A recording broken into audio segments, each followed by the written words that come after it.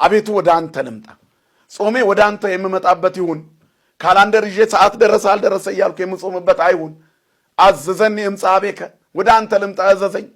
በውሃው ላይ ልራመድ፣ ጊንጡን ልጫማ፣ ዘንዶውን ልርገጥ፣ ኃይሉ ነኝ። ጌታ ሆይ ኃይል የምሞላበት ጾም አድርግልኝ።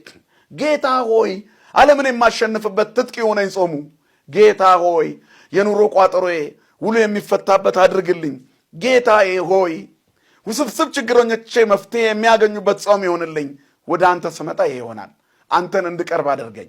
ወደ እግዚአብሔር መቅረብ ብርሃናማነት ነው። ባለማይተቦች ነውር የሆነ አጎራረስ በማህበራዊ ሚዲያ ላይ በተለያዩ ፎርማቶች ላይ እየተገለጡ የምግብ ሽሚያና ውድድር ላይ ነው ያሉት።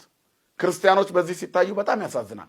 ማይተብ አድርጋችሁ ነውር ስሩ የተባለው ይመስል ክፉ ቦታ ላይ ትልቁን የብረት መስቀል አንገታቸው ላይ አድርገው የሚታዩ ሰዎች የነውር ቃላት በማይተብ ሲገለጥ በጣም ያሳዝናል።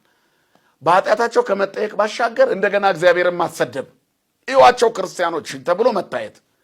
መስቀል ከፍታ ነው እንጂ ዝቅታ አይደለም። መስቀል ዝምታ ነው እንጂ የነውር ንግግር አይደለም። መስቀል አርምሞ ነው፣ ብዙ ማውራት አይደለም። መስቀል መቆጠብ ነው፣ መቸኮል አይደለም። መስቀል ሰማይ ማየት ነው፣ የምድር ክርፋትን መልበስ አይደለም። ስለዚህ መስቀላዊ ሕይወት ለመኖር ነው አንገታችን ላይ ማይተብ ያሰር ነው። ይሄ ደግሞ መከራን የምንታገስበት በጾምና በጸሎት የምንጸናበት እግዚአብሔርን ደስ በሚያሰኝ መንገድ የምንቆምበት መንገድ ነው። በዚህ እንድንሆን እግዚአብሔር ይርዳን።